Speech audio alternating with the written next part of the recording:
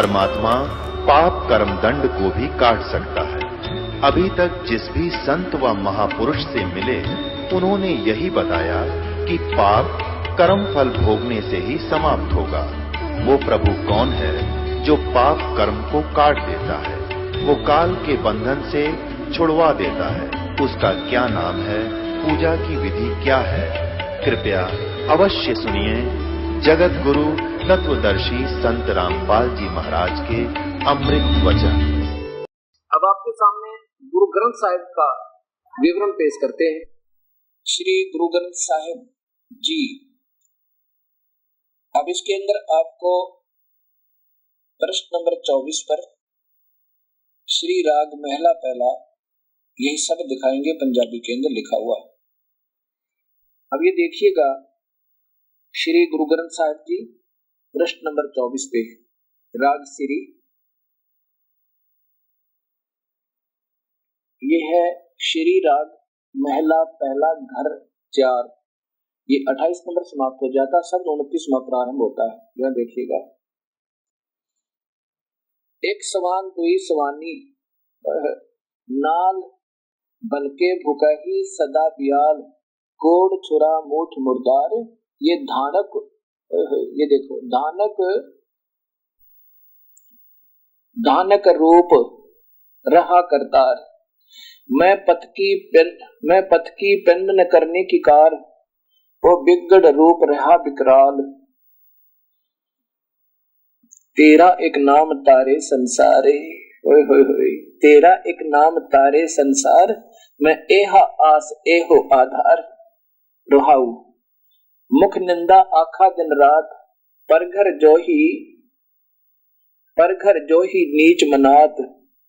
काम क्रोध तन वसे चंडाल, ये धानक रूप रहा करतार। हाही सूरत वो है सूरत, हाही सूरत। देखो मुल्क की वेश ओ ठगवाड़ा ठगी देश। खरा सियाना बहुता भार, धानक रूप रहा करतार। ये धानक रूप रहा करतार। मैं कीता ने जाता हराम खोर, वो किया दुष्ट मुह देसा दुष्ट चोर। नानक नीच कह विचार, ये धानक रूप रहा करतार। धानक रूप रहा करतार। बताओ, फिर देख लीजिए,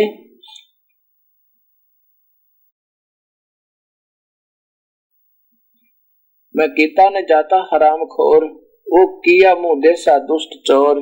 नानक नीच कह विचार। ये विचार देखो, विचार बोला है, विचार को पंजाबी में बै बोलते हैं, और यही फिर कबीर बै को कबीर लिखा जाता है, बै बोला जाता है। नानक नीच कह विचार, ये धानक रूप रहा करतार। धानक रूप रहा करतार। अब आपको एक प्रमाण और दिखाते हैं, जहां सीधा कबीर नाम लिखा है, प्रश्न नंबर 721 पे। अब आप देखिएगा, वही श्री गुरु ग्रंथ साहिब जी पंजाबी लिपि, प्रश्न नंबर 721। ये प्रश्न नंबर 721 है, और नीचे देखिएगा इसके अंदर जहां से शब्द प्रारंभ होता है, एक अर्ज। ये देखिएगा, एक अर्ज गुप्तम पेश तोदर गोस कून करतार। हक्का कबीर करीम तू। ये सब देखिएगा ध्यान से, हक्का कबीर करीम तू। हक्का कबीर माने सत कबीर। हक्का कबीर करीम तू, ओह दयालु तू, बेऐब परवरदिगार। आगे चलिए, दुनिया मुकामे फानी तहकीक दिलदानी। ममसर मुई अजराइल गिरफत दिल ऐच नदानी। आगे देखिए, रहाऊ जन पिसर पिदर बिरादरा कस नेस दस्तम गीर। आखिर व्याप्तम कस नदारद चूम।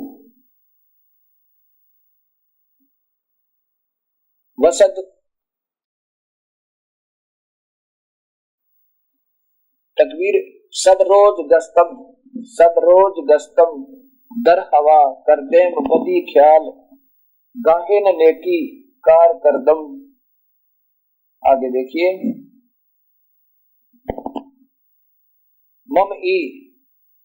मम ई चीनी अहवाल बद बखत हमचो बखील गाफिल बेनजर और बेनजर बेबाक नानक। ये ध्यान से सुन देखिएगा। नानक बगयोत जन तुरा तेरे चाकरा पाखाक, तेरे पांव की धूल पाखाक। चाकरा माने आपका सेवक, आपका नौकर। कबीर साहब को गुरु नानक देव जी कह रहे हैं तेरा चाकरा पाखाक। फिर देखिएगा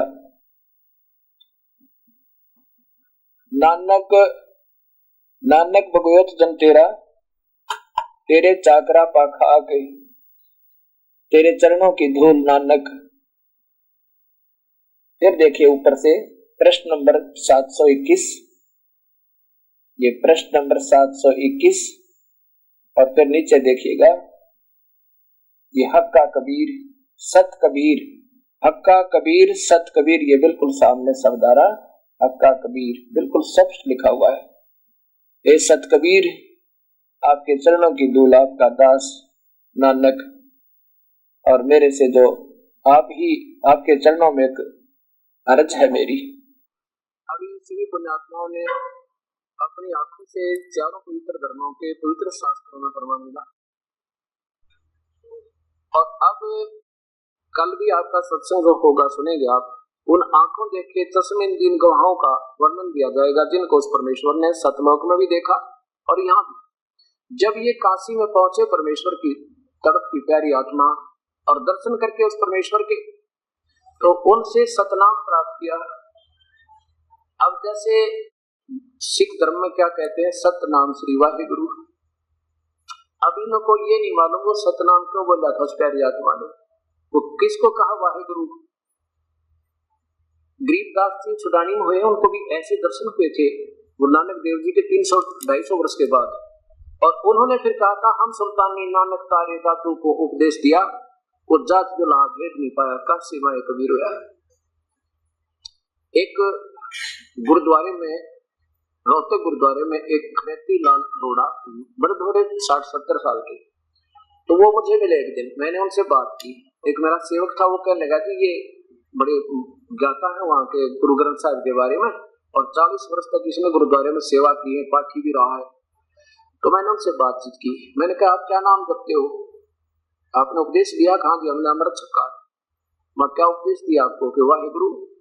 मैं कहने लगा वाहिगुरु तो कोई जाप नहीं है गुरु ग्रंथ साहिब के अंदर। नहीं वाहिगुरु है। मैंने उसको, मेरे पास प्राण संगली है हिंदी और पंजाबी की दोनों थी, मैंने उसको दिखा, देखो प्राण संगली को मैं विशेष लिखा है कि जो वाणी गुरु ग्रंथ साहिब के संग्रह करते समय रह गई थी वो प्रमाणित समझना जो की तो है, पहला महला की विरसाई। उसमें दिखा कि देखो गुरु नानक देव जी कहते हैं कि मैंने ये नाम मिला, ये है वो सतनाम। वो 2 अक्षर का भी है और फिर कहीं के संकेत वो सिंगल भी है उसका। तो क्या कहता है वो बड़ी आत्मा, कहते हैं तो साढ़े गुरुवान जपना सी आसी तो बस ये जपा हुआ है गुरु। कमाल की बात है। अब गुरु के पेट में दर्द तो कोई गोली खानी पड़ेगी, बस इसके पेट में दर्द है। अब जहाज में गुरु जी बैठे लोग, मैं तो बस पीछे घोड़े में बैठा रहूंगा, और जाना जहाज में बैठकर समुद्र पार करके, सबने उसी में बैठकर जाना है जो गुरुजी बता रहे हैं। इसमें बैठो बेटा, यहाँ से पार ऐसे हो सकते हैं। हम तो कहो वैसे ठीक है, वैसे क्या ठीक है। कबीर साहब कहते हैं कबीर इस संसार को समझाऊं के बारे, पूछ पकड़ के बेड़ की उतरा चावे पारे। बैठना जहाज में और बेड़ की पूछ पकड़ के बैठ गए लोग, हम तो ये जाप करेंगे। अब ऐसा ही बताया है, ऐसा एक नहीं। अब हिंदू धर्म में देख ले सरनामा विष्णु का और जय माता दी गणती रे, कितने का नाम रख रखे। और गीता में केवल एक नाम लिखा है कि मेरे जाप का केवल एक नाम है, दूसरा है नहीं। ये कहां से आ गए? ये मनमुखी संतों की देन है जो शास्त्र प्रसादन सारे वर्ग समाज को अपने पवित्र शास्त्रों के उस रास्ते से दूर ले गए और जिस करके सारे गुरु एक वापस लाना मुश्किल हो रहा है कि इस रास्ते आ जाओ जो ठीक है। जो सब महापुरुष गए उन्होंने एक उदाहरण दिया हमारे को, और गुरु ग्रंथ साहिब में 100 जगह प्रमाण है कि पूरे गुरु की शरण आ जाए, पूरे संत की शरण में जाके पाप कटे, नहीं तो बात बिगड़ जाएगी। तो सभी महापुरुषों की और सभी सदगुरुओं की एक इशारा, एक संकेत है, हम एक पिता की संतान, हमारी एक ही पूजा की विधि, दो नहीं। बोलो सतगुरुदेव की जय। सारी सृष्टि के रचनहार, कुल मालिक, पूर्ण ब्रह्म, अनंत कोटि ब्रह्मांड के कुल मालिक, कुल धनी सतगुरु कबीर परमेश्वर अपने सचखंड सतलोक को त्याग के स्वयं इस काल के लोक में आते हैं और कुछ समय मानुष जैसा जीवन जीकर हम काल के जाल में फंसी हुई अज्ञान आत्माओं को अपने निज स्थान सतलोक का वास्तविक ज्ञान प्रदान करते हैं। इस पवित्र नगरी कैथल में ये सत्यनारायण कथा परमपिता परमेश्वर की रजा से 24 अप्रैल सन 2004 को प्रारंभ हुई। आज इसका चतुर्थ दिन है। जिन पुण्यात्माओं को इस अमृत रूपी वर्षा में अपनी आत्मा को स्नान करने का सुअवसर प्राप्त हुआ, धन्य है वो पुण्यकर्मी प्राणी, धन्य है उनके माता पिता जिनसे जन्म हुआ। कहते हैं सकल पदार्थ है जगमाही और कर्महीन नर पावे न। हमारा असंख्य जीवन हो चुके, असंख्य जन्म हो चुके हमारे, हम आज के नहीं है और हम चले जाते हैं। ये संसारिक कार्य समाप्त नहीं होते और ये असंख्य युगों से हमारे साथ यही प्रोसीजर, यही तरीका लगा हुआ है।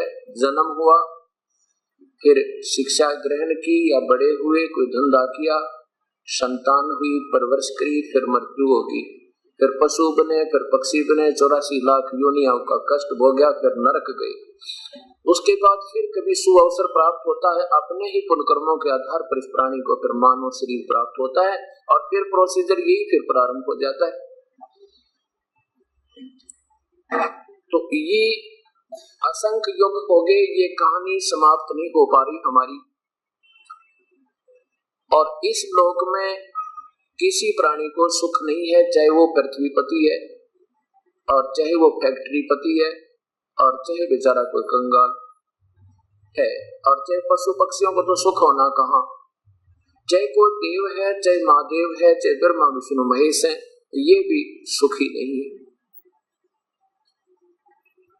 वो स्थान सुखमय स्थल, वो सतलोक है, सचखंड है, जैसा पवित्र गीता जी में बारंबार यही संकेत किया है। ब्रह्म ने, ज्योति निरंजन ने श्री कृष्ण जी में प्रवेश करके कि अर्जुन मेरी शरण में रहेगा तो देखो युद्ध भी करना होगा और भाई जन्म मृत्यु ना तेरी समाप्त हुई ना मेरी हो सकती। अपने जन्म पहले भी हुए थे, आज हम वर्तमान में भी हैं और आगे भी होंगे। और यदि तूने परम शांति चाहिए, जन्म मृत्यु से बिल्कुल छुटकारा चाहता है, उस लोक में जाना चाहता है जहाँ कभी कोई कष्ट नहीं होता, उसके लिए तू उन संत को ढूंढ ले जो परम तत्व के जानने वाले हों, जैसा कि कल परसों और चौथे दिन के सत्संग से लगातार यही विवरण दिया जा रहा है।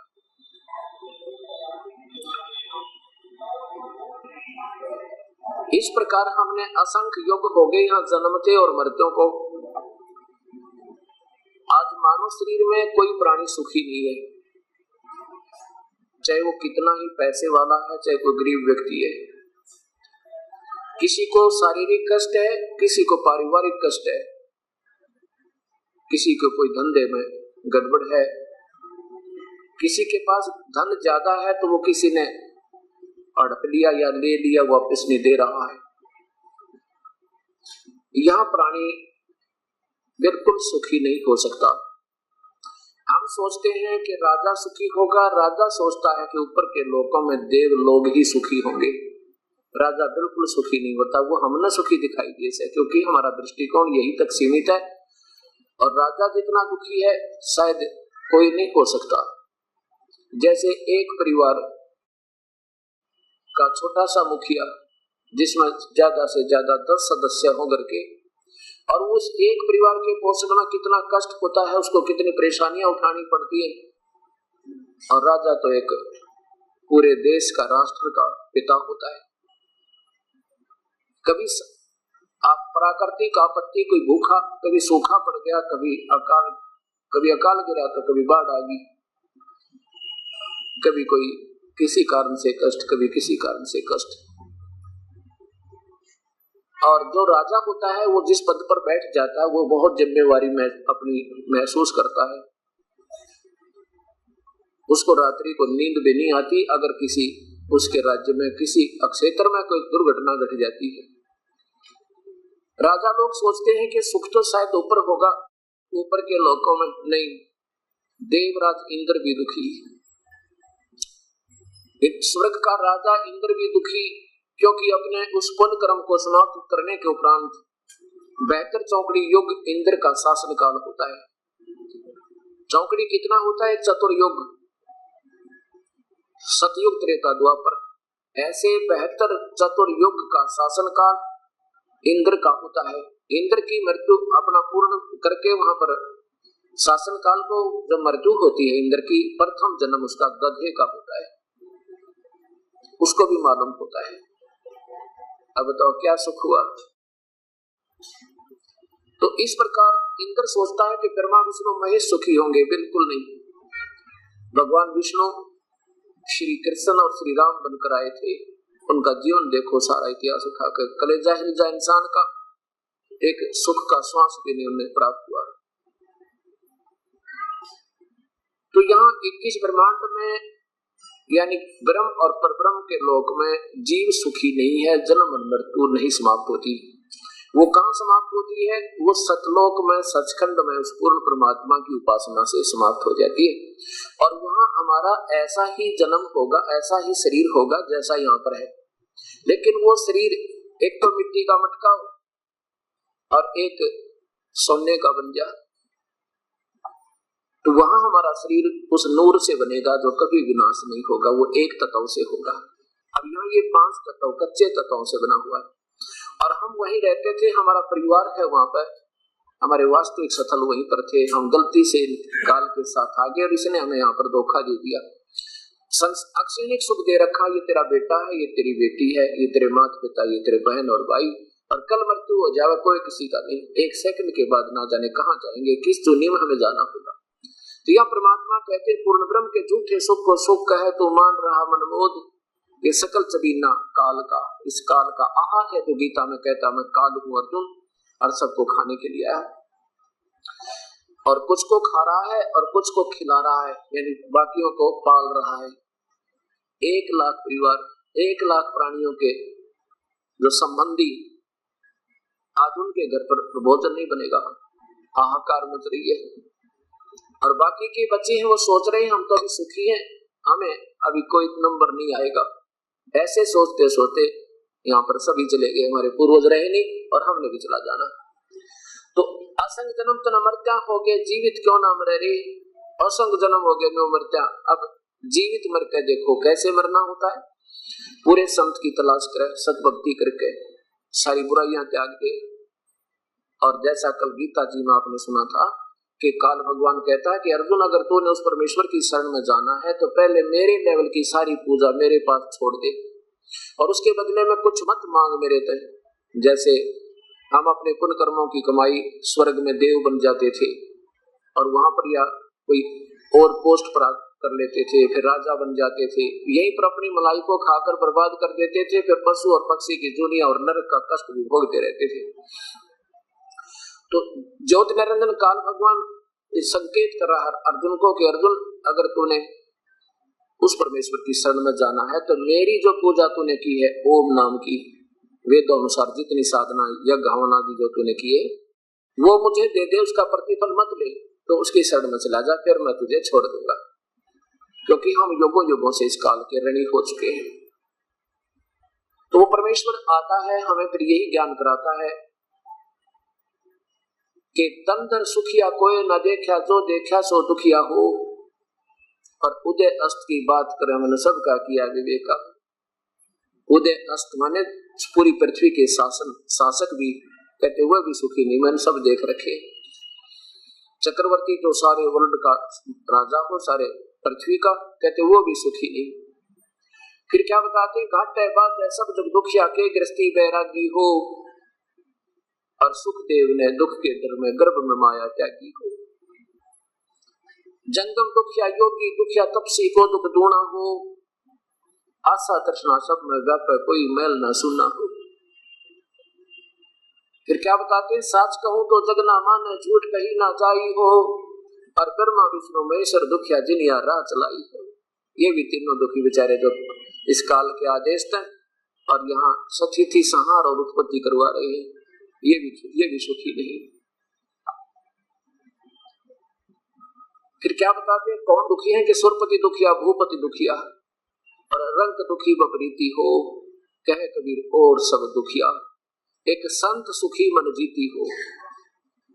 सुरपति इंद्र की तरफ संकेत है, तो देवताओं का राजा कहते वो भी दुखी, और भूपति मानी सारी पृथ्वी का राजा भी दुखी, और रंग दुखी बपरीति हो, गरीब तो वैसे ही दुखी बेचारा, स्वाभाविक कष्ट उस पे तो, और कहे कबीर और सब दुखिया, और एक संत सुखी मन जीती हो। कौन संत जिसने मन जीती? मन कैसे जीतना है? मन को जीतना है पूर्ण संत की शरण में जाने के बाद उसकी हर आज्ञा का पालन करना है। क्या बताएगा वो संत के बीड़ी शराब मांस तंबाकू बेटा कभी छूना नहीं, ये भक्ति मार्ग में बहुत बड़ा बाधक है। फिर कहेगा कि वो पूजा करना जो अपने पवित्र शास्त्र बता रहे हैं इससे बाहर नहीं करना, शास्त्र विधि को त्याग कर कोई पूजा मत करना, तेरी विफल हो जाएगी। यही प्रमाण पवित्र शास्त्र गीता जी कहते हैं 16वें अध्याय का 23वां श्लोक, कि जो शास्त्र विधि को त्याग कर मनमानी पूजा करते हैं वो ना तो उनकी परम गति हो, ना कोई सिद्धि हो, ना कोई उनकी गति, उनको सुख हो। अब गीता जी बोला जा रहा है शास्त्र उस समय केवल वेद थे बस, और कोई शास्त्र नहीं था।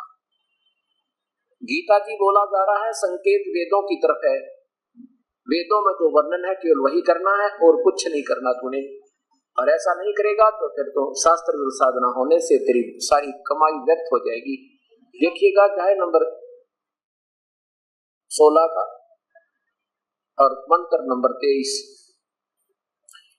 जो व्यक्ति, जो साधक शास्त्र विधि को त्याग कर अपनी इच्छा से मनमाना आचरण यानी पूजा करता है, वह न सिद्धि को और न ही को प्राप्त होता है, न परम गति को और न ही कोई सुख को, और इन तीन चीजों के लिए हम भक्ति करते हैं। आगे बताया कि 24वें में कि अर्जुन इसलिए इससे तेरे लिए कर्तव्य और अकर्तव्य की व्यवस्था में केवल शास्त्र ही प्रमाण है, और जैसे इनमें लिखा है ऐसे ही करना और मत करना कुछ भी, भक्ति जैसे शास्त्र बता रहे हैं ऐसे करना। और फिर इसके लिए संकेत करता है कि उस परम पिता के बारे में मैं नहीं जानता, वो तो वो संत बताएगा, वो तुझे मिल जाए, तेरा भाग्य देखो तो उससे पूर्ण विधि प्राप्त करके फिर विधिवत साधना करो। अब शास्त्र विधि क्या है, कैसे त्याग दी हमने? हम आन देवताओं की पूजा करते हैं, पूर्ण परमात्मा की भक्ति ना करके ब्रह्म यानी ज्योति निरंजन और उससे नीचे तीनों ब्रह्मा विष्णु महेश तक की पूजा हम करते हैं और देवताओं की पूजा करते हैं। उससे भी निम्न स्तर में हम आगे नीचे और पूजा हम देवों की करने लगे। ये शास्त्र विधि के विरुद्ध है। हम पितर और भूतों की पूजा श्राद्ध आदि निकालते हैं, ये शास्त्र के विरुद्ध है। और ऐसा करने वाले को ना तो कोई सुख हो ना उनकी गति हो। क्यों गति हो गा रही है? सारे भूत बन गए। आज जो श्राद्ध निकाले जा रहे हैं वो क्यों निकाले जा रहे हैं? वो पितर बन गए। पितर क्यों बने? इस गीता के विरुद्ध साधना की उन्होंने, और करवाई किसने? वो मेरे जैसे अनजान व्यक्तियों ने अपने पेट भरने के धंधे को बनाए रखने के लिए और शास्त्रों को ना समझने के कारण उस प्यारी आत्माओं को, हमारे पूर्वजों को, भोली भाली आत्माओं को गुमराह कर दिया। देखिएगा 9वें अध्याय का 25वां श्लोक, प्रभु का आदेश। और गुरुजी सतगुरु होंगे वो यही बताएंगे बच्चा ऐसा मत करना, क्योंकि जो डॉक्टर होता है वो कभी गलत सलाह नहीं देगा और ना ही वो गलत कोई ट्रीटमेंट बतावे, चाहे कोई इलाज करवावे चाहे मत करावे। वो तो नीम हकीम होते हैं जिन्हें केवल और टू मेक मनी, उनका पैसे कमाना उद्देश्य होता है। वो कोई मरे चाहे जीवो न तो फिर अपना धंधा ठीक होना चाहिए, जनसंख्या ज्यादा होनी चाहिए, यहाँ ऐसा कोई चक्कर नहीं है। आप देखिएगा अध्याय नंबर 9 का और श्लोक नंबर 25 में क्या लिखा है,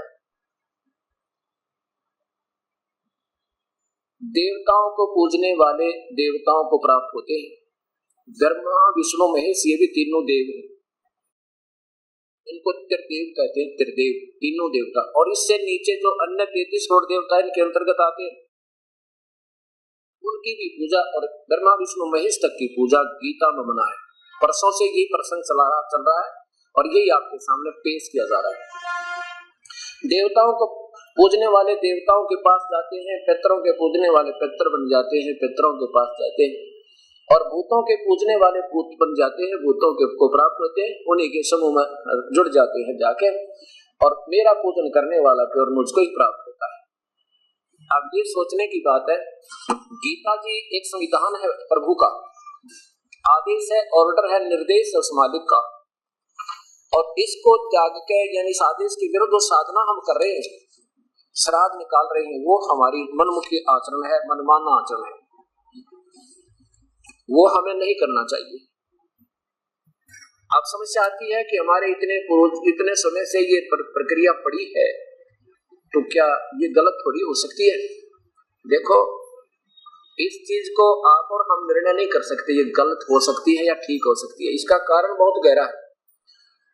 हमारे पूर्वज जो थे वो बहुत सीधी आत्मा के, बिल्कुल प्रभु भोली भाली आत्मा थी, उनमें छल कपट नाम की चीज नहीं थी। और वो वैसे भी जैसे कोई मरीज है डॉक्टर के पास जाता है दुखी, तो डॉक्टर जो दवाई देगा उसका खाना स्वभाव बनता है और उसमें कोई बात विवाद उसके लिए नहीं बनता, चाहे आराम हो चाहे ना हो। ऐसे हमारे आप भी और हमारे पूर्वज भी इसी स्थिति में रहे। वो पहुंचे कहां पर? उन संतों के पास जिनको संत मान गए, और उन्होंने जो विधि बताई प्रभु की, ये जान के कि ये संत है, सही बता रहा होगा, उन्हें शुरू कर दी। और फिर वो एक परंपरा पड़ गई जो हानिकारक है। उसी का परिणाम है कि गीता के विरुद्ध साधना करने से श्राद्ध क्यों निकाले जा रहे हैं? क्योंकि वो पितर बन गए, और ये पिंड भरवाए जा रहे हैं क्योंकि वो भूत बन गए। भूत क्यों बने? वो साधना गलत करवाई उनसे। अब क्या प्रमाण देते हैं ये संत? कहते हैं पुराणों में लिखा है, कोई वायु पुराण का प्रमाण दिया है, किसी में मार्कंडेय पुराण का जिक्र किया है कि उसमें ऐसा लिखा है कि एक न से श्राद्ध निकाले, उसके पितर ऐसे ऐसे वहां से आगे यमराज से छुट्टी लेकर आगे, फिर वो खाना खा कर गए। ये जो पुराणों में जो आदेश है ना, वो प्रभु का नहीं है, वो तो किसी ऋषि या किसी देव का है। वो हमने नहीं मानना, उसके मानने से हानि होगी। जैसे एक किसी का दोस्त एक दरोगा था, एक SHO था, पुराने समय की बात है, और उसने अपने साथी दोस्त से कहा दरोगा से कि दरोगा जी, मेरा एक पड़ोसी मुझे बहुत दुखी कर रहा है, तंग कर दिया मेरे को उसने, और मैंने बहुत कुछ उससे जो है ना विनम्रता भी कर रखी है, पर बहुत तंग कर रहा है, क्या इलाज करूं? दरोगा जी ने कहा कि उसको गड्ढे में आप देख लूंगा, मार लट सिर में। अब उसने, उसके दोस्त ने उस अधिकारी का आदेश मान के और अपने पड़ोसी के साथ झगड़ा कर दिया और उसका लठ मार दिया। लठ मारने से वो मृत्यु को प्राप्त हुआ। वही SHO, वही उसका दोस्त उसको हथकड़ी लगा के लाया और कैद में ठोक दिया, फांसी की सजा हुई। अब यहाँ सोचना होगा कि ये जो उसने आदेश दिया वो संविधान के विरुद्ध था। वो एक अधिकारी का आदेश था, वो एक राजा का संविधान अलग है। उसके विरुद्ध कोई आदेश देता है, उसको हम ओबे कर लेते हैं, मान लेते, तो हमें हानि होगी, लाभ होगी। ऐसे गीता जी और वेदों को छोड़कर अगर कोई पुराण का आश्रय लेकर के हम उसके आधार पर चल रहे हों, ऋषि या देव या पितरों के आधार पर, तो वो हमारा संविधान के विरुद्ध आदेश है और फिर वो हमारे को हानिकारक होगा, क्योंकि वो संविधान के विपरीत है। इसके लिए आपको दिखाते हैं मार्कंडेय ब्रह्मा पुराण, मार्कंडेय पुराण में एक रुचि नाम का ऋषि है। उसने वेदों को पढ़ा, वेदों में यही लिखा जो गीता जी में लिखा। ये सारांश है, संक्षिप्त, बहुत मतलब शॉर्टकट, और वेदों में यही व्याख्या बहुत अच्छी तरह विस्तृत है। अब उसने वेदों को पढ़ा, अच्छा विद्वान पुरुष था, उसमें यही पाया भी ये श्राद्ध स्वरूप निकालना तो मूर्खों की पूजा होती है, केवल एक प्रभु की भक्ति करनी चाहिए और पूजाएं भी व्यर्थ लिखी है। ऐसा सोचकर रुचि ऋषि ने शादी भी नहीं करवाई और अपना भक्ति करने लग गया शास्त्रों को। जब उसकी आयु लगभग 40 वर्ष की हो चुकी, उसको उसके पिछले 4 पितर दिखाई दिए, पिताजी, दादाश्री, फिर परदादाश्री और फिर तीसरा दादाश्री। उन चारों ने कहा कि बेटा रुचि, तूने शादी क्यों नहीं करवाई? शादी तो बहुत अच्छी चीज है, गृहस्थ जीवन में आप ये कर सकते हो, आप पितरों का को दान कर, पितरों को श्राद्ध निकाल सकते हो, देवताओं को ऐसे कर सकते हो जिससे तुम पुण्यमय लोगों को प्राप्त हो सकते हो। और ये गीता में लिखा कि मूर्ख लोग आन उपासना करके क्षणिक सुख पाने के लिए किसी लोक में चले जाते और फिर तुरंत ही उसको भोग करो, अबुद्धि बुद्धिहीन फिर नरक में चले जाते। ये उनकी छोटी बुद्धि वालों का ये साधना गलत है। तो रुचि ऋषि ने कहा कि हे पितामहो, वेद में तो इस कर्म कांड को, श्राद्ध आदि देव आदि पूजा को मूर्खों की पूजा बताया है, भूत आदि पूजा को, पिंड भरवाने को। आप फिर मुझे क्यों ऐसे कर्म में लगा रहे हो? वो पितर कहते हैं बेटा बात तो तेरी बिल्कुल सही है कि वेद में इस कर्म मार्ग को, ये भूत श्राद्ध स्वरूप निकालने को कहते अविद्या यानी मूर्खों की पूजा कहा है, इसमें कोई शंका नहीं। फिर वो अपने तुक्के लगाते हैं, पितर ये कर सकते हैं, पितर वो कर देते हैं, पितर ये कर देते हैं। पितर क्या कर देते हैं? जब आप भूखे रहे हो वो क्या कर सकते हैं? तो ये आदेश जो है ये पितरों का है, ये उन देवों का है, ये हमें नहीं मानना, हमें इस प्रभु की आज्ञा का पालन करना जो गीता में था। इसके लिए प्रमाण देखिए, मार्कंडेय ब्रह्म प्राणांक गीता प्रेस गोरखपुर से प्रकाशित, कल्याण कार्यालय गीता प्रेस गोरखपुर। इसमें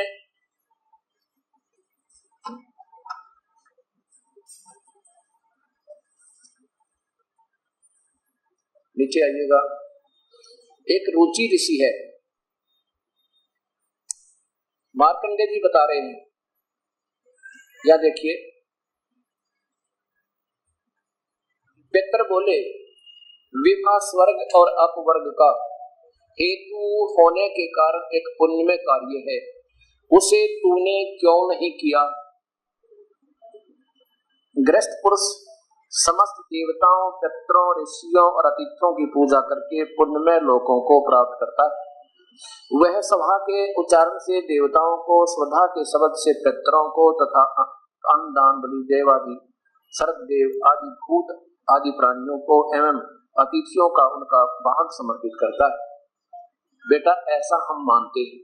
अब क्या कहते हैं, ये तो काफी आगे देखो, अब ऊपर देखो, पहले ये 4 भूत बने हुए दल साधना करके इस रुचि ऋषि के पूर्वज और स्वयं तो ये भूत बन गए और इस प्यारी आत्मा को और फंसा रहे। अब इसके कोई पिछले 4 पितर दिखाई दे जहाँ कालजा पाट जाए आदमी का और वो विवश होकर के उसको करना पड़े, ऐसा हमारे अंदर भय इस काल में ऐसा डाल रखा है।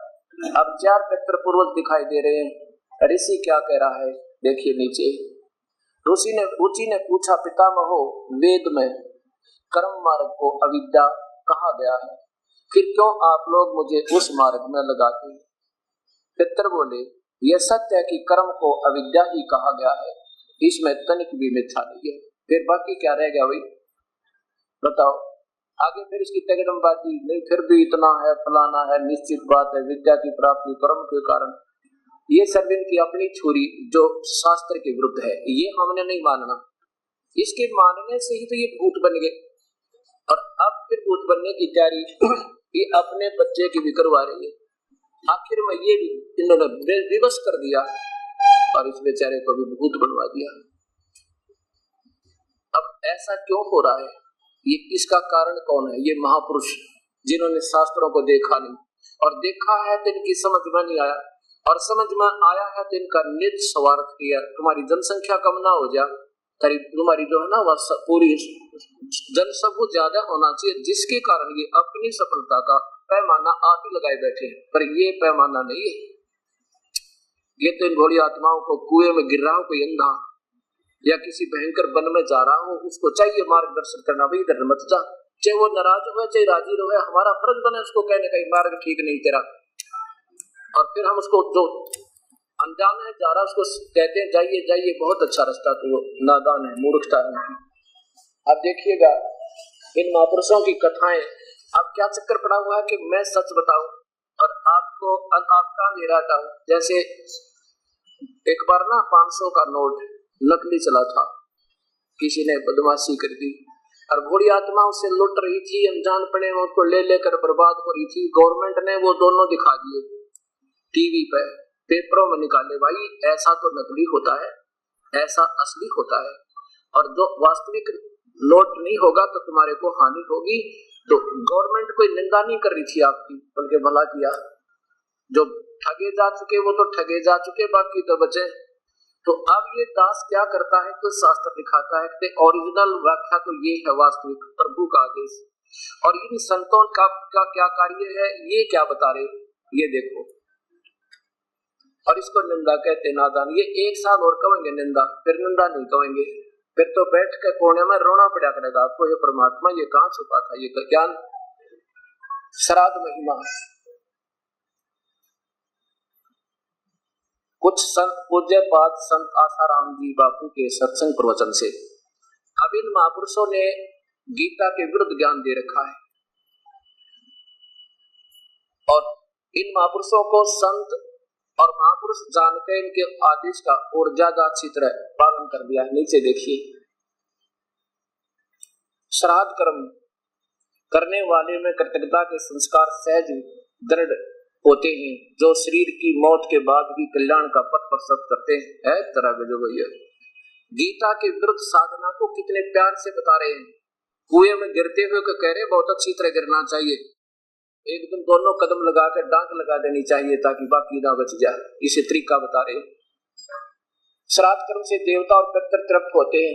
श्राद्ध करने वाले का अंतःकरण भी तृप्त संतुष्टि का अनुभव करता है।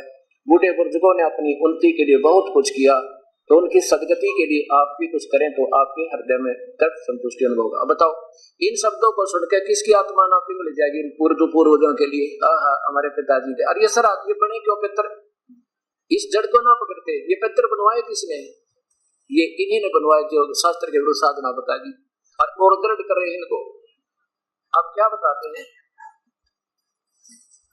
और बहुत अच्छा तरीका बताते हैं, और यहाँ तक प्रमाण देते हैं, कहते हैं ना भगवान राम ने भी श्राद्ध निकाले थे, वहां पर सीता जी भी श्राद्ध निकाला करती। एक बात बताओ, भगवान श्री कृष्ण का पूरा परिवार विनाश को प्राप्त हो गया था, 56 करोड़ यादव तो विनाश हो गए थे आपस में लड़के, और श्री भगवान श्री कृष्ण के पैर में तीर मार दिया था, कोई श्राद्ध निकालने वाला बचा ही नहीं उनका। बताओ उनके श्राद्ध किसने निकाले, फिर उनकी गति कैसे होगी उनको, उन आत्माओं की।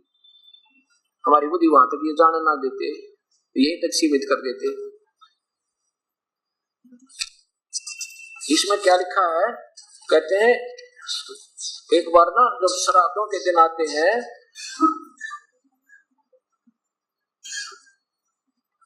ये देखो इस श्राद्ध महिमा के प्रश्न नंबर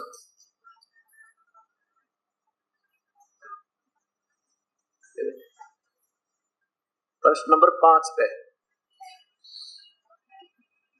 पुराण में आता है कि अश्विनी गुजरात महाराष्ट्र के मुताबिक भाद्रपद कृष्ण पद की अमावस्या पितृ मोक्ष अमावस के दिन सूर्य एवं चंद्र युति होती है। सूर्य कन्या राशि में प्रवेश करता है। इस दिन हमारे पितृ यमलोक से, यमलोक माने नरक मत है तरह के जो भैया, यमलोक से अपना निवास छोड़कर सूक्ष्म रूप में मृत्यु लोक में अपने वर्षों के निवास स्थान पर रहते हैं। अतः उस दिन उनके लिए विभिन्न श्राद्ध करने से वे तृप्त होते। वो यमराज से छुट्टी लेकर आते हैं। यमराज तो नरक का राजा है और यमदूत तो उसके जो है ना उसके कंट्रोल में होते हैं। अब दास ये बताना चाहता है कि ये शास्त्र विरुद्ध होने से हमें हानि हो रही है, लाभ नहीं हो रही, क्योंकि गीता जी में, पवित्र शास्त्र में यही प्रमाण है। आपको एक अपनी आंखों देखी कथा सुनाता हूं। मेरे पूज्य गुरुदेव श्री राम देवानंद जी महाराज, ये ब्राह्मण कुल में जन्म था इनका। हरियाणा के अंदर एक भिवानी डिस्ट्रिक्ट में दादरी तहसील के पास एक बड़ा पैतावास गांव है, वहां के ये रहने वाले थे। इनका बचपन का नाम श्री हरद्वारी था।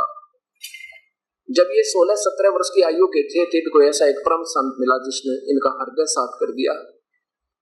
उस दिन के बाद सच्ची भक्ति की तरफ में ये प्यारी आत्मा घर त्याग कर चले गए। अचानक खेतों से गाय चरा रहे थे, वहीं से निकल गए, अपने कपड़े फाड़ फूड़ कर जंगल में डाल गए। घर वालों ने तलाश की, सोचा ये तो लड़का मर गया, कि जंगली जानवरों ने खा खू लिया। उसके बाद उनका अंतिम संस्कार कर दिया। उसके बाद उसकी 13वीं की फिर महीने प्रारंभ हुए, फिर वार्षी 6 माही और वर्षी शुरू होगी, और फिर हो गए श्राद्ध शुरू। और ये पुण्यात्मा ना जाने कितने जीवों का उद्धार कर रहे थे, संत बन गए, परम संत बने। 4 आश्रम इनके, एक तो मोघा पंजाब में, और पंजाब में तलवंडी भाई जिला फिरोजपुर के अंदर, और पंजाब में खन्ना में, और दिल्ली में नजफगढ़ के अंदर इनके 4 आश्रम चल रहे, और लाखों की संख्या में पुण्य आत्माओं को सतमार्ग दर्शन कर रहे थे। जब ये व्रत हो गए लगभग 104 साल से ऊपर, एक दिन मन में आया कि अपने पैतृक गांव को चलते हैं। उसके 6 महीने के बाद ये शरीर छोड़ गए। गांव में जब पहुंचे तो जाते ही अपना घर बता दिया कि ये हमारा चाचा का मकान था, ये मेरा हमारे पिता का मकान था, ये ऐसे हमारे दादाजी रहते थे, ये सब के नाम बता दिए। सारा गांव हैरान कि उसको तो मरे सैकड़ों वर्ष हो गए थे, ये कहां से आ गया। सब सारा गांव देखने आया। दास को पता चला तो दास भी उनके दर्शनार्थ वहां पहुंचा। वहां जाकर देखा तो उनकी भाभी थी, लगभग 92 वर्ष की आयु उसकी। कुशल मंगल के पास फिर हम उस बुढ़िया के पास बैठ गया। मैंने पूछा, माई एक बात बताओ, जब हमारे गुरुदेव यहाँ नहीं रहे थे आपने इसको मृत मान रखा था? हाँ जी। मैं जब ब्याही आई तो मेरे को बताया गया कि इनका एक भाई था, वो निसंतान मर गया, बेऔलादा। और जब मैं आई तो इसके श्राद्ध निकालने जा रहे थे, और बड़ी होने के नाते मैंने भी इसके अपने हाथ से 70 श्राद्ध निकाल रखे। और जब कभी कोई दिक्कत आती थी ना घर में या पशु में या कहीं खेती में, तो वो हमारे गुरुजी, इन ब्राह्मणों के और गुरुजी होते हैं जो खाल उतारने वाले, वह न्यारे होया करे, मार्गदर्शन गुरुजी जिसको कहते हैं, वो वह कहते, क्या कहते थे कि तुम्हारा वो निसंतान की मृत्यु हो रही है, वो तुम्हें दुखदाई हो रहा है। समाधान क्या बताते थे? 5 जोड़ कपड़े रख दो और इनका श्राद्ध मैं निकालूंगा, बढ़िया तरह निकलवाइयो। और फिर 11 रुपये रख दो, 11 रुपये आज के 11,000 रुपये बने, वो भी रख देते। फिर भी आराम नहीं होता, फिर कहते कमड़ी बनाना इसकी, कॉमेडी भी बना दी। कहते जेठ में इसको नलाना, ये थोड़ा सा गर्म गनाव रहा है, वो भी करते रहे। अब कभी भैंस का थन खराब हो जाता तो फिर पूछने जाते, कहते तुम्हारा वो निसंतान हरद्वारी मरा हुआ ना, वो उसका हक तुम ठीक नहीं लगा रहे दान पुण्य में, इसलिए तुम्हें दुखी करा, और अच्छी तरह करने लगेगी। तो मैंने कहा माँ एक बात बता, गीता में मना किया है ये पितृ पूजा करने पे, और आप कर रहे हो, और आपके सामने फरमान है, अब तो त्याग दो इसको, ये तो बहुत गलत मारे गया, परमात्मा के विरुद्ध कर रहे हो उसके आदेश से।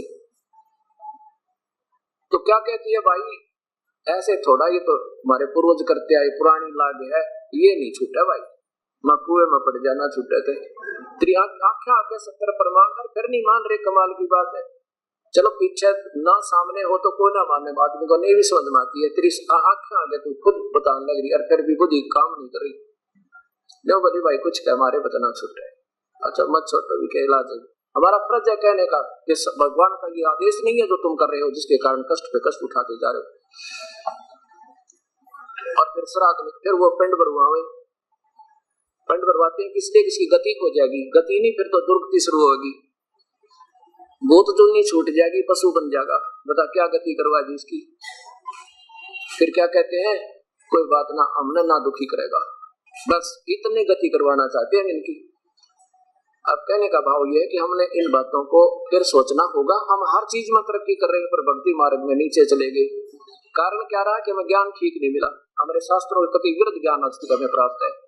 और भक्ति करने वाली आत्माओं की कति कमी नहीं, किसी युग में नहीं रही। समर्पण कर दे, शीश दे दे प्रभु पाने के लिए। ऐसे भी प्रमाण मिले इन महापुरुषों के, ऐसे शिष्य मिले और वो छोड़कर आए उस नादान संतों को। और यहाँ तक कहा कि मेरे 1 किला जमीन थी, वो मैंने गुरुदेव को समर्पण कर रखा था। ठीक है, गुरुदेव हो तो जान भी दे दे तो भी थोड़ा, शीश दे दे तो भी थोड़ी, कहते सिर साटे जा गुरु मिला तो भी सस्ता जान, पर गुरु तक होना ये। गुरु होते तो झगड़ा कुछ भी ना था, फिर तो दिक्कत नहीं आनी थी। तो इस कारण से सारी कहानी बिगड़ गई। अब इस बिगड़े हुए सारे के सारे ढांचे को थोड़ा सा सेट करने में टाइम लगेगा, पर होगा, क्योंकि हम सब बुद्धिजीवी हैं। और ये ज्ञान जब हृदय में आ जाएगा फिर ये पूजा नहीं बना, आपका कत्ती भी नहीं बनाएगा, बच्चों के खिलौने लगेंगे आपको। जैसे बच्चे बचपन में गुड्डा गुड़िया का खेल खेलते, और जब वो लड़की जवान हो जाती है, सियानी हो जाती है, फिर नहीं खेल उन गुड्डा गुड़िया के साथ, बिल्कुल भी चाहे वो कहे तो भी ना खेले, क्योंकि इसकी बुद्धि फिर विकसित होगी। ऐसे ही हमारे ज्ञान से, सच्चे ज्ञान से, शास्त्रों का आधार आपके उपास होगा, आपकी बुद्धि विकसित हो जाएगी, फिर आपका मन बिल्कुल नहीं करेगा इस साधना को करने को। तो इस प्रकार हम यहाँ कमजोरी में आ गई। अब यही कारण है गीता जी में कहा कि जो शास्त्र विधि को त्याग कर अपनी मनमानी पूजा करते, उनका कोई सुख नहीं, कोई परम गति नहीं, ना उनको कोई सिद्धि हो। और इसी के लिए भगवान की पूजा हम करते हैं, साधना करते आ रहे। अब जैसा कि पवित्र गीता जी में ये संकेत आपको बार बार मिला है कि अर्जुन उस परमात्मा की शरण में चला जा, उसकी कृपा से ही तू परम शांति और शाश्वत स्थान अर्थात सतलोक सचखंड को जा सकता है। उसके लिए उन संतों को ढूंढ ले जो परम तत्व के जानने वाले हो। मैं नहीं बता सकता, मुझे ज्ञान नहीं उस भक्ति मार्ग का। ऐसे आपने कल देखा था पवित्र कुरान शरीफ में कि वो परमात्मा जिसने 6 दिन में सृष्टि रची, 7वां दिन तख्त पर जा विराजा, वो कबीर परमेश्वर है। और उसके पाने की विधि किसी परम संत को बाखबर से पूछ देखो।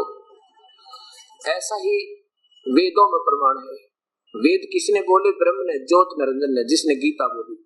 और वो कहता है कि देखो मेरी पूजा तो ओम नाम का जाप है, ओम काम करते करते समर, विशेष कसक के साथ सुमर, और अपना मानव जीवन का परम कर्तव्य समझ कर समर। मेरा तो यही ओम नाम है। और ये गीता जी के 8वें अध्याय के 13वें श्लोक में वही वेद बोलने वाला गीता बोल रहा है। वो कहता है कि मेरा तो एक ओम नाम है और कोई जाप नहीं, बस। और उस परमात्मा के बारे में उन संतों ने ढूंढ ले। अब देखिएगा 8वें अध्याय का 13वां श्लोक,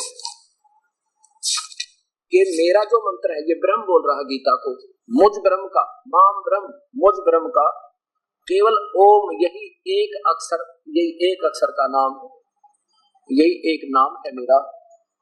8वें अध्याय का और नीचे 13वां श्लोक,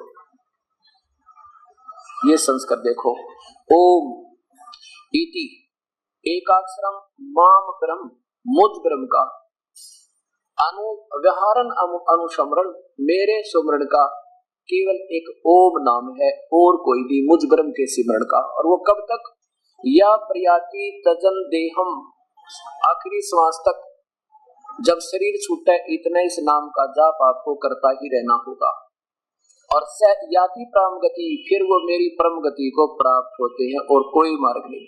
और इसके लिए बताया है, यदि तूने उस परम पिता की भक्ति करनी है तो वो तो आपको बार बार दिखा चुका हूँ कि उस संत ने ढूंढ ले जो तत्वदर्शी संतों जैसा कल परसों चौथे यही प्रमाण चला।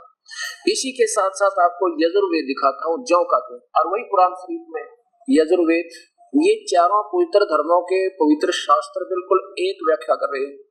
पर ये ना समझो ने हमें नारे नारे बनाकर बैठा दिया, इनको ना समझे। अब वर्तमान के संतों ने, जो महापुरुष पहले थे, उन्होंने कोई मजहब नहीं बनाए थे, उन्होंने एक मानवता का उत्तम मार्गदर्शन किया था, सब बुराइयों से दूर किए थे। अब यहाँ देखो,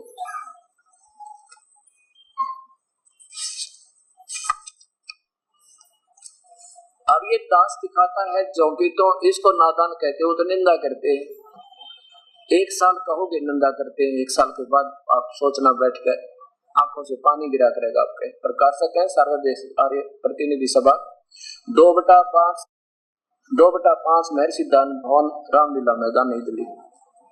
यजुर्वेद के 40वें अध्याय का पहले आपको 15वां श्लोक दिखाता हूं। ये है 44वां अध्याय, 40वां अध्याय। नीचे देखो इधर मंत्र नंबर 15। ये ब्रह्म वेद बोल रहा, ब्रह्म कर्म करने वाले जीव तो शरीर छूटते समय ओम नाम का वाक्य ईश्वर को स्मरण कर अपने सामर्थ्य के लिए परमात्मा और अपने स्वरूप का स्मरण कर अपने किए स्मरण कर। इन महापुरुषों ने जो सर्वार्थ करने की चेष्टा तो की है, लेकिन वो पूर्ण परमात्मा का सही ज्ञान ना होने से अपने हिसाब से सेटिंग कर सीधा है ओम करतो समर किलवे समर और करतुम समर। दूसरी बात है कोई ना ओम नाम का जाप काम करते करते समर और विशेष कलवे मान विशेष के साथ समर और अपना कर्तव्य मान अपना परम कर्तव्य समझ गए इसका स्मरण कर। ये पुराना के केवल जाकर के क्यों बना कर दे, यही गीता के अंदर उलझेड़ा उलझा रखा है इन्होंने। सीधी सीधी संस्कार सीधी बताती है, इन्होंने अपनी थ्योरी को थोड़ा समझा। ये सीधा है कि मेरा जाप करना तो और भस्मांतम शरीरम शरीर छूटने तक ये ओम नाम का जाप करते रहना बस। अच्छा, फिर इसी के 40वें अध्याय के 10वें और 13वें श्लोक में बताया कि मैंने ये तो बता दिया आपको, मेरा सेवन तो ऐसे करो और उस परमात्मा की भक्ति करनी है तो उन संत ने ढूंढ ले, उसके बारे में मैं नहीं जानता। ये 40वां अध्याय है और 10वां मंत्र है। हे मनुष्य, जैसे हम लोग मेधावी योगी विद्वानों से के वचन सुनते हैं, वे लोग जो हमसे न्याय पूर्वक कहते हैं संयोग कार्यक्रम आदि फल कहते हैं, उत्पन्न होने और कारण के कारण आहु माने कहते हैं, इस बात को तुम भी सुनो।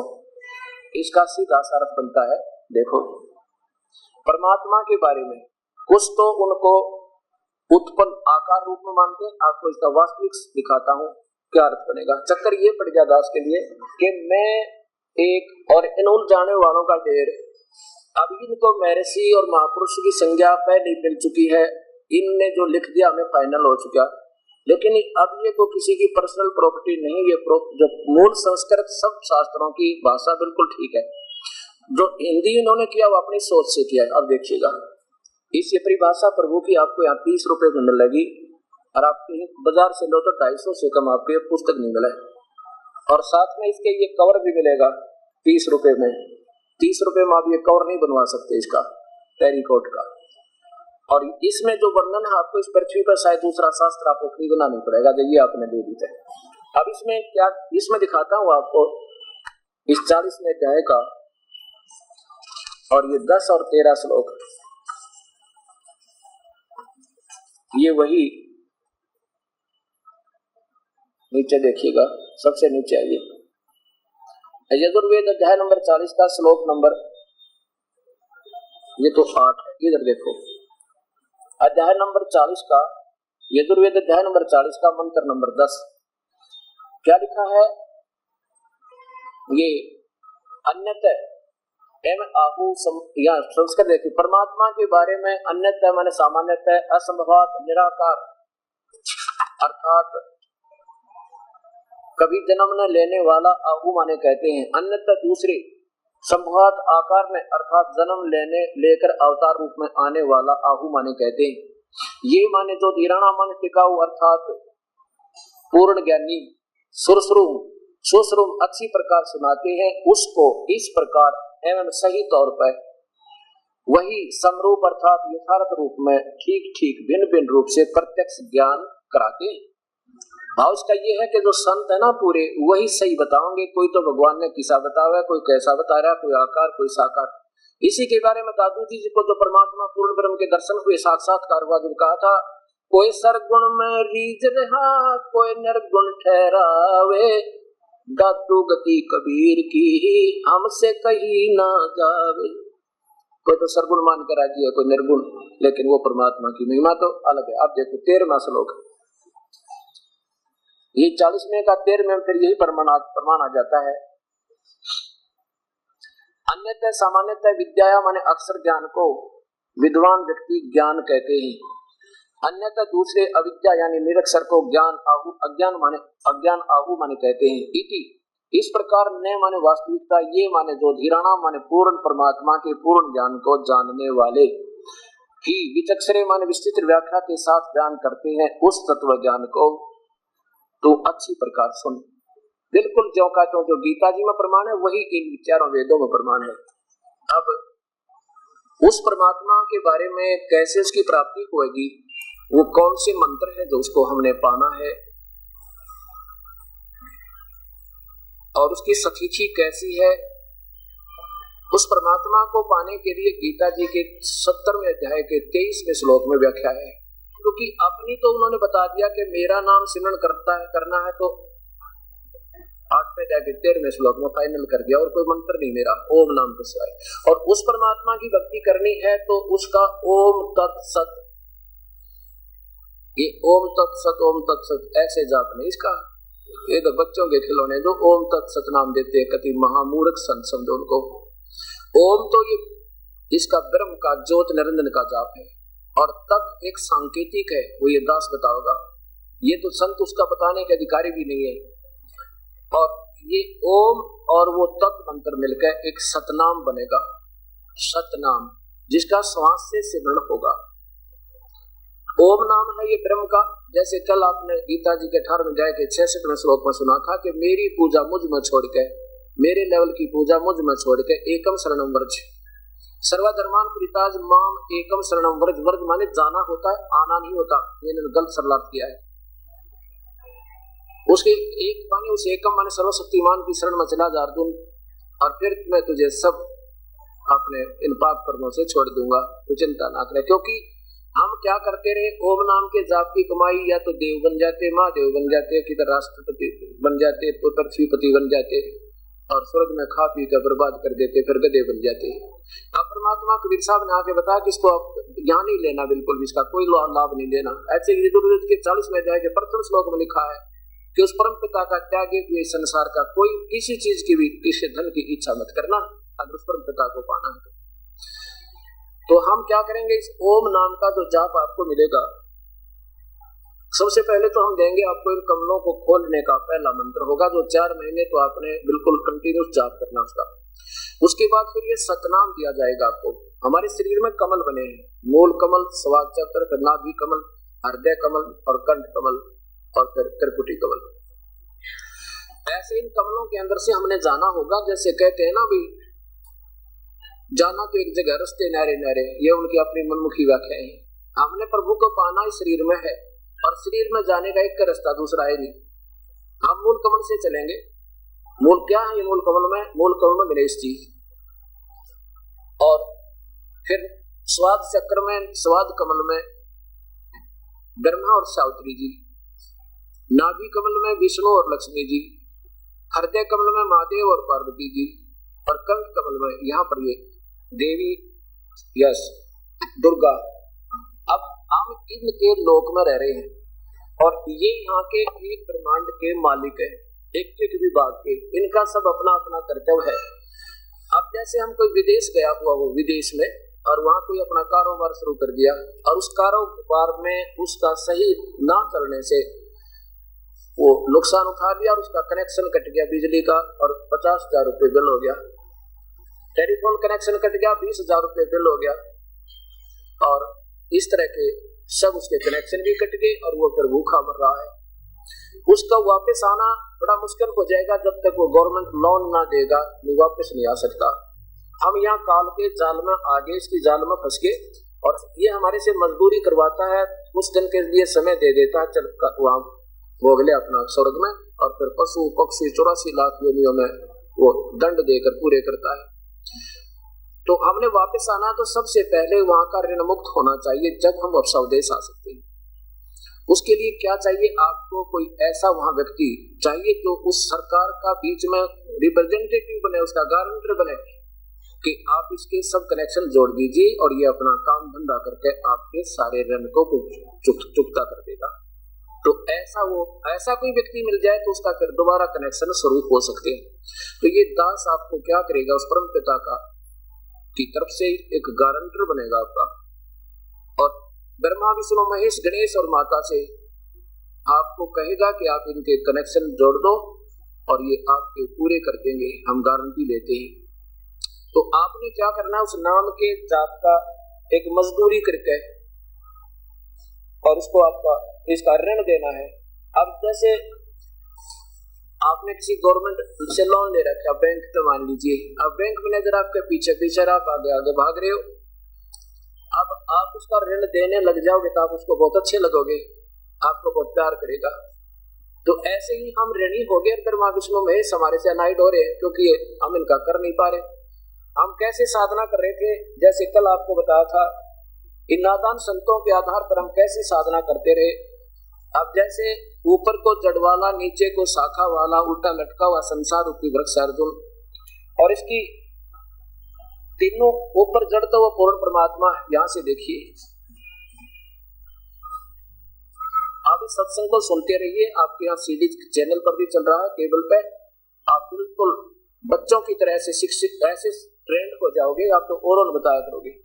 ऊपर को जड़, ये तो पूर्ण परमात्मा है, अध्याय नंबर 15 का श्लोक नंबर 1 का प्रमाण है। और नीचे को तीनों गुण, ब्रह्मा विष्णु महेश तीनों गुण रूपी शाखा है। और बीच की व्याख्या काल नहीं बता पा रहा, वो ये दास बताया आपको आकर के।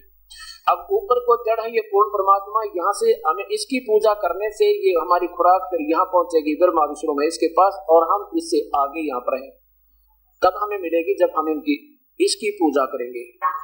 अब हम क्या कर रहे हैं, जैसे आप कोई भक्ति रूपी पौधा बीजोगे तो कैसे करना होगा, ऐसे करना था। जड़ को मिट्टी में या गमले में लगाकर उसके ऊपर सिंचाई करनी थी, और जिससे ये खुराक आपकी यहाँ पहुंचनी थी। और फिर हम यहाँ पर हैं, ये हमारे को इनसे लाभ मिलना था। इसलिए ब्रह्मा विष्णु महेश हमें केवल किए हुए कर्म का ही फल देंगे और नहीं देते।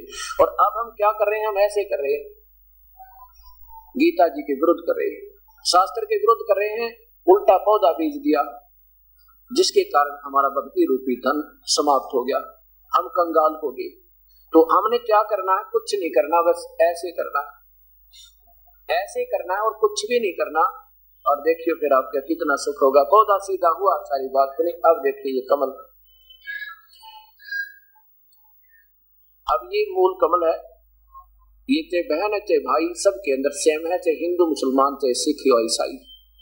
ये गणेश जी, इनका एक जाप अरदास देगा आपको, और फिर सावित्री ब्रह्मा जी, इनका भी एक मंत्र दिया जाएगा, और विष्णु भगवान और लक्ष्मी जी, इनका भी आपको एक मंत्र मिलेगा जो वास्तविक मंत्र है इनके, और शिव और पार्वती जी, इनका भी आपको एक मंत्र मिलेगा, दुर्गा का ये भी आपको एक वास्तविक मंत्र मिलेगा। फिर इनके ऋण हमें दे देंगे, इनको इनके कागजों से हम बरी हो जाएंगे, और ये हमें यहाँ से जब चलेंगे बिल्कुल क्लियर करे पाएंगे, और खुश होकर आपसे हाथ मिलाएंगे और आपको आगे पास करेंगे। बहुत अच्छा, जाइए आप, क्योंकि ये तो हम अपने इनके कर्मों से बंधे पड़े यहाँ पर, और उस परम पिता के सहारे बिना हम यहाँ से जा नहीं सकते। अब ये मंत्र आपको ये दास सबसे पहले देगा, 1 2 3 4 5, और 2 मंत्र और हैं जो परम पिता के होंगे, इस कुल मिलाकर 7 का मंत्र होगा। अब ये पूजा नहीं होगी, पूजा में और इसमें बहुत अंतर है। जैसे हमने स्वदेश आना है तो पूजा तो हम अपने देश की, हमारी उसकी तरफ आस्था है, वहां आने के लिए पूजा कर रहे हैं, यानी श्रद्धा बनी है, और वहां मजदूरी करके पूरी करनी है, वो मजदूरी करनी है हमने इनके नामों के जाप की। फिर क्या होगा, दूसरा मंत्र आपको दिया जाएगा जो श्वास से सिमरण करना होगा, आपने 4 महीने के बाद मिलेगा, आजीवन करना होगा। उससे क्या होगा कि ओम, उसमें एक मंत्र ओम होगा, वो तो इस ज्योत निरंजन का किराया, इसका कर्ज हम दे देंगे। ये तो आपको यहाँ ब्रह्मांड में रहोगे, जेब खर्च और पुराना ऋण ये उतारने का एक अलग से, ये समझो आपका ओवर टाइम या अलग से पार्ट जॉब है, ये भी करनी पड़ेगी, क्योंकि हम युगों युगों के ऋणी हो चुके हैं। उसके बाद अगर इसकी कमाई भी आपकी बच जाएगी तो आपको उधर डेबिट बन जाएगा। ये जो दास कह रहा है, इसको एक एक शब्द को ऐसा समझना जैसे बिल्कुल प्रमाण का कहते हैं ना, बिल्कुल ऑथेंटिक समझ लेना जो दास बता रहा है।